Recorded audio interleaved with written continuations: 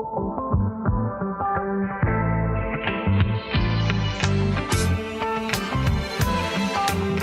man that sings try it. The amazing Mr. Please himself. Joining us on the podcast once again today, a man you know best as a man now up to a new career high of number 47 in the live rankings. Of course, you all just saw him on your TV screen as he played one of the most entertaining matches of the 2022 Wimbledon. Welcome back to the Cracked Interviews podcast, our friend Brandon Nakashima. Brandon, how are you doing today? Good. Thank you so much for having me again. Oh, it is always our pleasure. And I have to say, UVA capturing a national title since we last spoke. You could have played on that team, which was a fun thought exercise for us in Champaign. Just the idea of where would they put Brandon on this roster? Who gets knocked off? Barr? Like maybe. But did you get a chance to follow any of that while you were in Europe? And it must have felt good to see some of your teammates in the winner's circle. Yeah, I mean, I was definitely following it when I was over there in Europe. I mean, it's great to see all the guys, coming together, playing well, especially in the tournament. I know they all work so hard during the year, and yeah, I mean, it's great to see them being able to get another national title. No ad scoring, you versus Iñaki. 3-3. What are we thinking?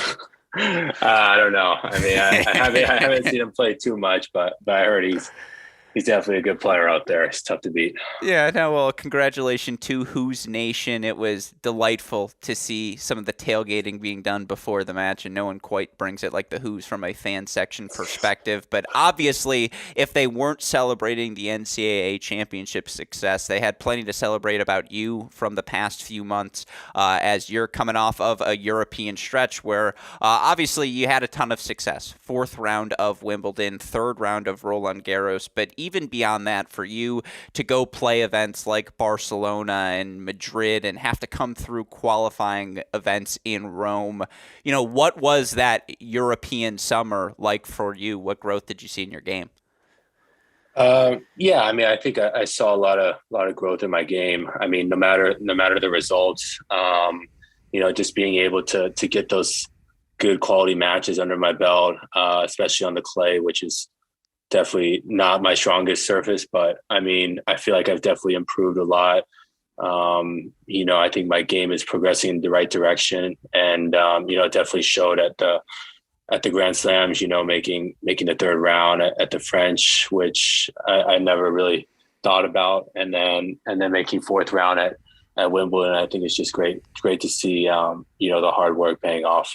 I'm going to offer a strange observation because we've gotten the chance to chat and meet one another in person, but we don't know each other that well. That said, I'm just going to say it.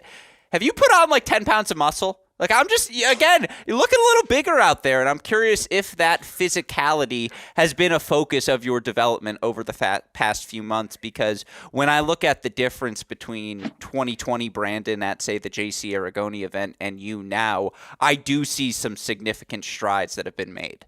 Mm-hmm.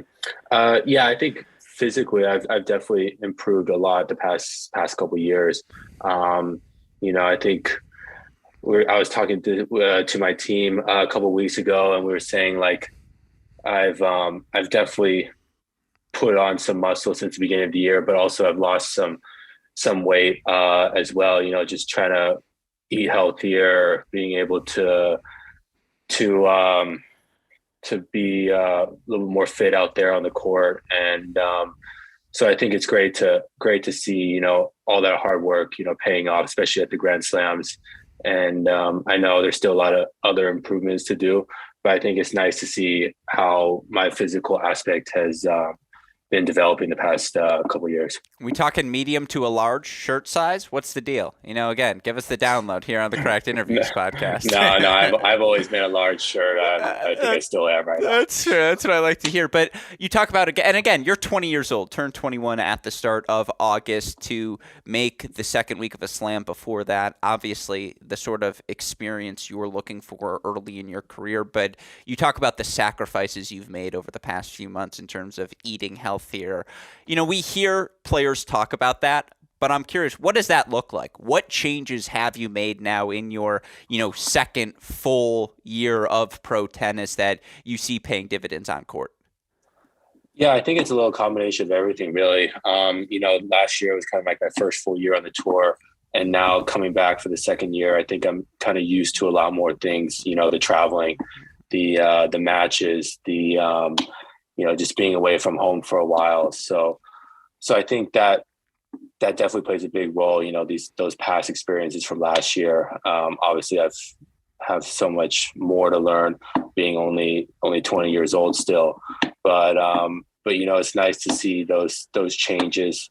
Whether it's with the diet or with the fitness program or on the court stuff, it's nice to see those paying off in a positive way. 20 years old, you have 2.5 months in Europe, and I want to talk about the tennis, but what does Brandon Nakashima do to fill those 2.5 months? Obviously, plenty of fitness sessions, plenty of training. Do you sample the local cuisine? I mean, not exactly no disrespect to the British, but, the fourth day of fish and chips or the various bratwursts you see in British cuisine, that's enough for me. But are you jumping around? What are you doing to keep yourself entertained? Yeah, I think, it's definitely important to get away from the tennis mind a little bit, especially when you're over there away from home for such a long period of time. So, it's nice to have, a good support team around me with coaches and friends to be able to be a little bit more relaxed off the court, being able to explore the city a little bit, enjoy the different types of food, the different types of culture. And that's one of the benefits from being a professional tennis player. I think it's super cool how you're traveling all the way around the world, being able to experience new things. So it's just a matter of, I think, having that balance of being able to work hard on the court, but also having the time, to enjoy the life, traveling all over the place. Are you enjoying it? Yeah, I definitely have been enjoying it a lot. I mean, the past couple months in Europe, I've been taking everything in, trying to explore different things. Obviously last year was tough with COVID and being a little bit more restricted, but now it's a lot nicer being able to, go out to restaurants to eat, being able to walk around the city centers and, just enjoy life outside the tennis court a little bit. You get home from San Diego after those 2.5 months. Obviously, helps to have third, fourth round paychecks from the majors in your pocket. But is the first thing you do go back to the Nakashima household and say, "Mom, whatever you're cooking for dinner, I'm in"? Yeah, pretty much actually. Yeah. I mean, there's nothing like coming back home, being with the family, spending time with them. A couple days off to decompress, I imagine, was nice. Yeah, it's definitely nice, being away from the traveling, being away from the courts a little bit, just spending the quality time with family and friends back home. It's priceless, really.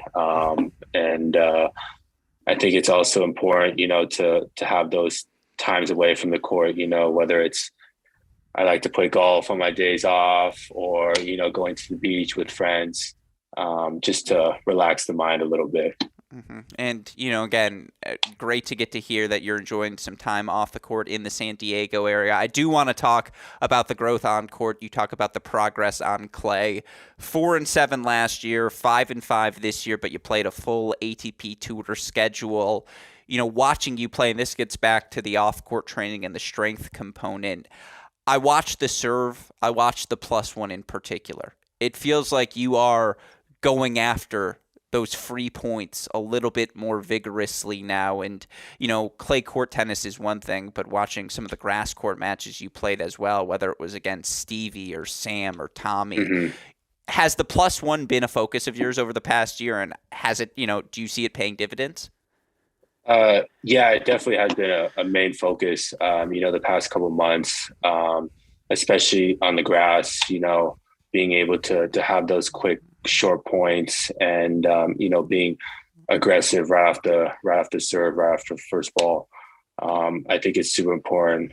And, one of my old coaches was saying a while back that there's a stat where the points won, like between 0 and 4 shots, whoever wins like more points during the match of that category usually most of the time wins the match. So I think that's definitely been a big area of focus, being able to be aggressive off that first ball and, just try to play the point on your terms a little bit, I think is super important, especially against these top players too. It's tough when you're on the defense. It's tough when they're running you around. So it's definitely important to get after that first ball. How's the movement on the grass, on the clay courts for you now? Did you feel a little bit more comfortable? I have to say, watching the grass court movement, and helps that you have strong legs. I know how low that center of gravity has to be on that surface, but dare I say, Brandon Nakashima was sliding comfortably on a clay court, and I feel like that was not always the case.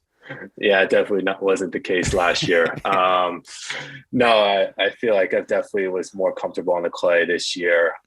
We had a good couple of weeks training before the first tournament on clay, and the footwork, the movement.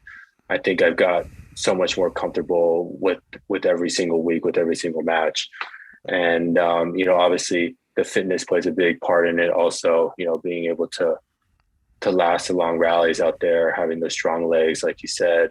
So I think the clay court movement has definitely helped a lot. And also going into the grass as well too.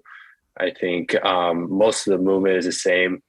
Maybe you're not as sliding as much, but most of the quick footwork movement is the same, whether it's on the grass or on the hard court. So I think it's just another good building step in the right direction, heading into the hard courts too. Mm-hmm. And for you, again, with that movement, that physicality in mind, 9-8 since the start of last season at the Grand Slams. You've now made a couple of second weeks.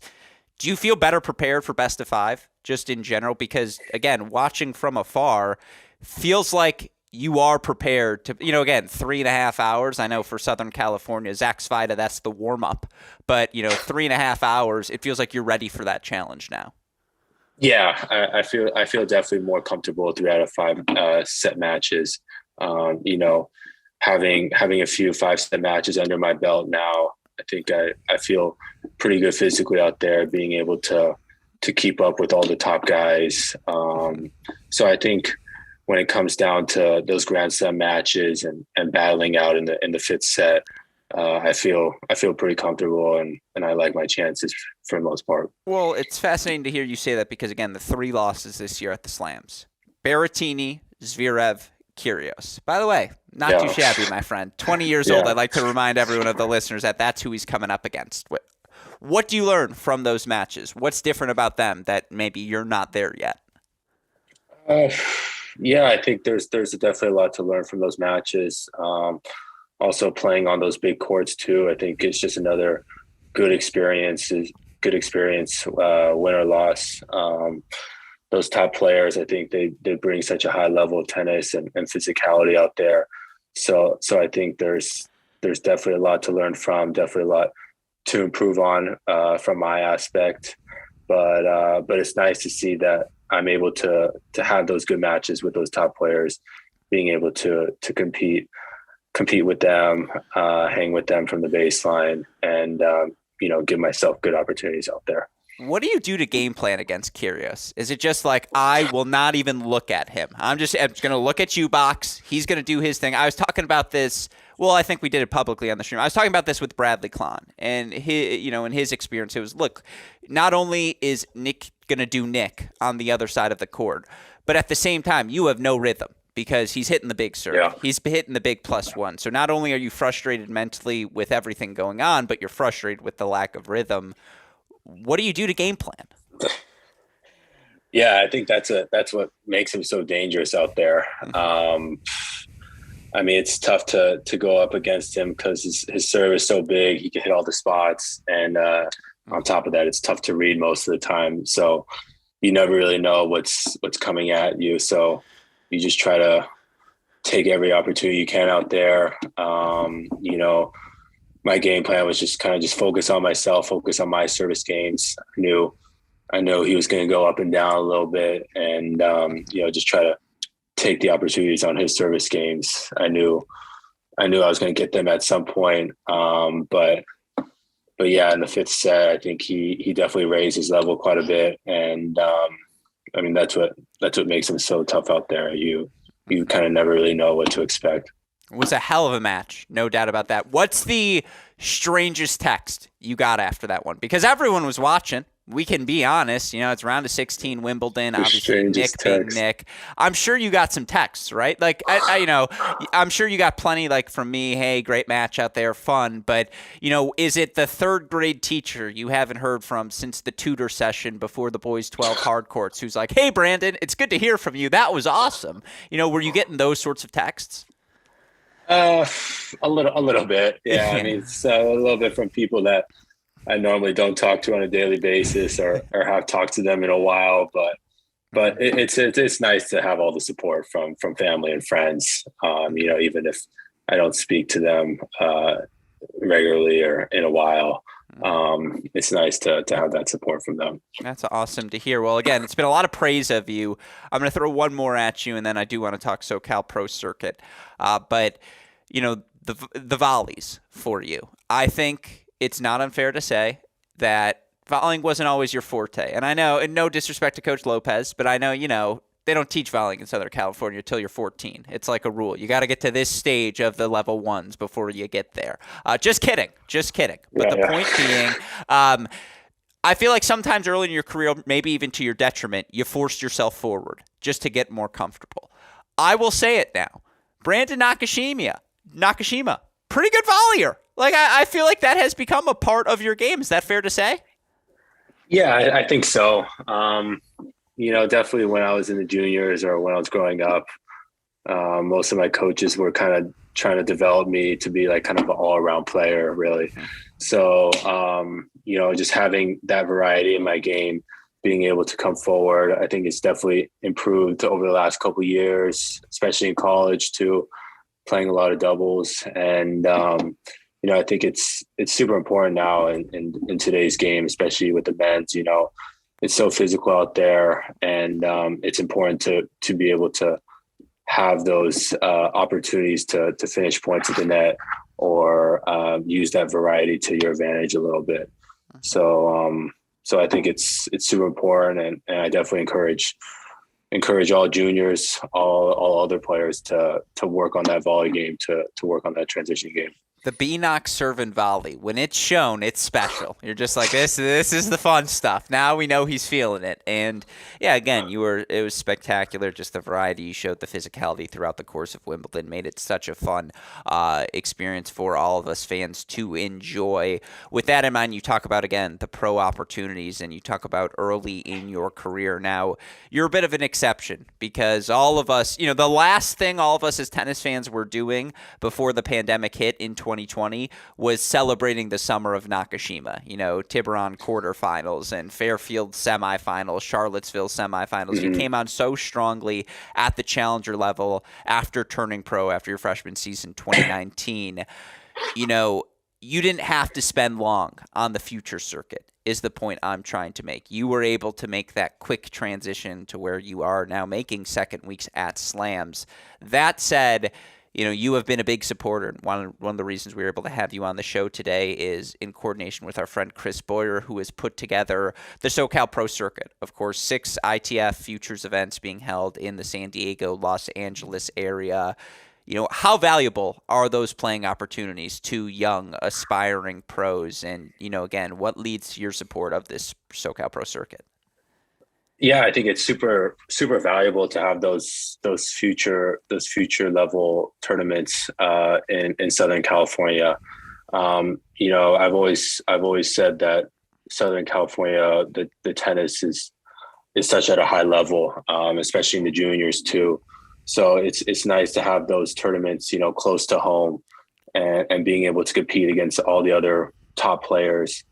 I think it's super important for the development of players' games, not having to travel to far distances to play high level matches. And, I know my brother has been playing in those tournaments. I think he's been in the qualies for most of them. So, I mean, the level is definitely really high in Southern California, even at those 15, 25 level futures.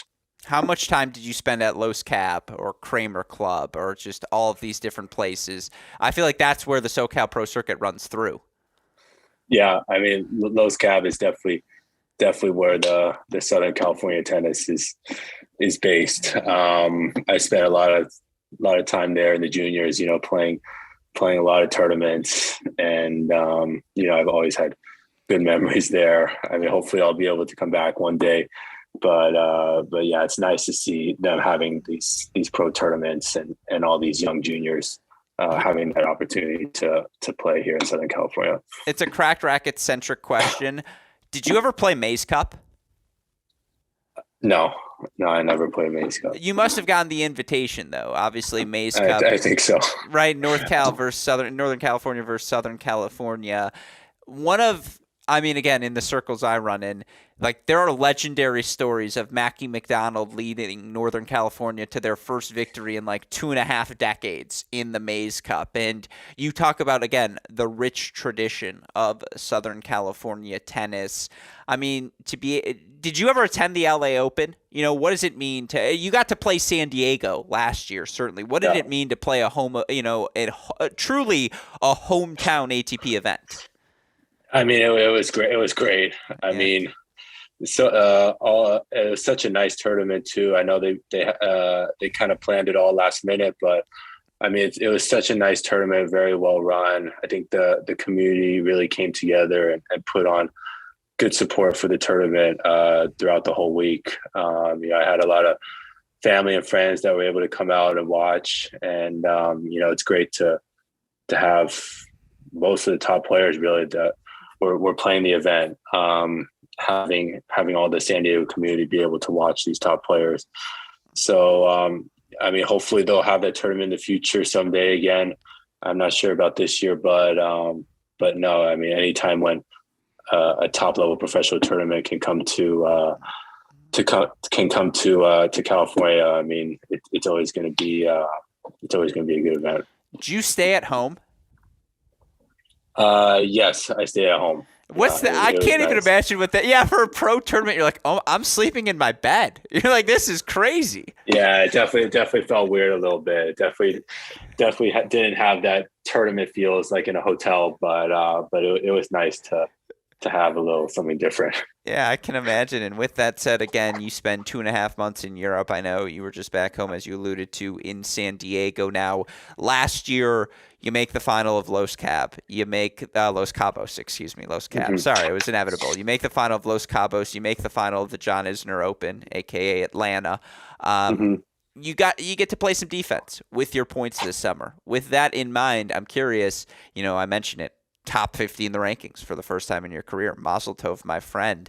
What does the summer schedule look like for you? Where are you getting after? Yeah, I think we're definitely going to try to play most of the ATP tournaments in the U.S. Having those couple of good weeks last year, making the finals of Los Cabos in Atlanta. It's great to see like my level improving. So, I mean, this year definitely it'll be a little different pressure playing at those tournaments, but I feel like we're gonna go about the same, playing the events. Not focusing too much on the ranking or points, and just always trying to develop the game, win or lose. I'm still gonna have good opportunities out there. So I think that the schedule is looking good for the next couple of months leading up to the U.S. Open. I think I have a good support team around me that's going to be traveling with me, and it's going to be good times both on and off the court. I know you get asked this question a million times, but with the U.S. Open coming up, you look at the ATP top 50 rankings. Obviously, Francis, Riley, Taylor, Tommy, they've all solidified themselves in the top 50, and you've got John still is in there, yourself, Sebastian, Jensen, all in the top 50.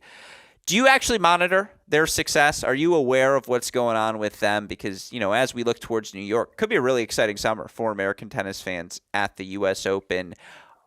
Are you feeling the buzz that comes with, again, you, Taylor, making the second week? Does that stuff sort of come to your attention? Yeah, I think it's nice to see all the other Americans doing well. I'm pretty good friends with most of them, and we all get along well with each other. So yeah, like you said, I think the U.S. Open is going to be a great tournament for us. I think all the American fans should be excited. I think each of us can make a deep run there. We each have good areas in our game that makes us unique. So I think it's exciting time for American tennis, and as always, I wish all of them the best, really. Yeah, it would have been great if you're like, except for Seb and Jensen. Like, I would like to be the highest ranked of our crew. But, the other guys, good for them. No, it makes, I'm sure seeing their success not only, again, adds to the excitement, but sure, it does give you a little kick in the derriere at times. And you're like, all right, this lifting session is worthwhile. Or, again, hitting a practice court. Yeah, it's good motivation. Yeah, it's good motivation. Seeing them do well and trying to keep up with them. Mm-hmm. And for you, I know, obviously, again, training block now before that action gets underway. Are you in Florida full time? Are you in San Diego area? Do you switch between the two? Where are you training at now? Yeah, I'm still kind of mixing it up a little bit. Yeah, right now we're in Florida and Miami, kind of doing a little training block a couple weeks before the first tournament. So yeah, I think it's always important to have those training blocks, especially before a long run of tournaments, just to keep the physicality up, work on the little areas of your game, and I think it's gonna work out well for the next couple of weeks. Tougher conditions, San Diego or Miami in July? I mean, Miami for sure, but Miami for sure is definitely tougher. But I mean, I don't mind it too much, and I mean, going to Atlanta, Los Cabos, DC, I mean, it's just going to be even more brutal out there. So might as well get used to it. Yeah, it's good for you. It's healthy. Enjoy that Miami heat. Well, as always, Brandon, sincerely watching you make your run at Wimbledon, at the French Open throughout the course of the European summer. And, I think I speak for tennis fans everywhere. It's been so fun to watch your rise. And Thank I think you. that top 50 live ranking career high speaks for itself. And yeah, looking forward to watching all of your summer success. So appreciate you tolerating all of our nonsense here at Cracked Rackets, and always a pleasure to get the chance to chat. No, thank you for having me. It was fun. Yeah, of course. Good luck to you this summer. Thank you.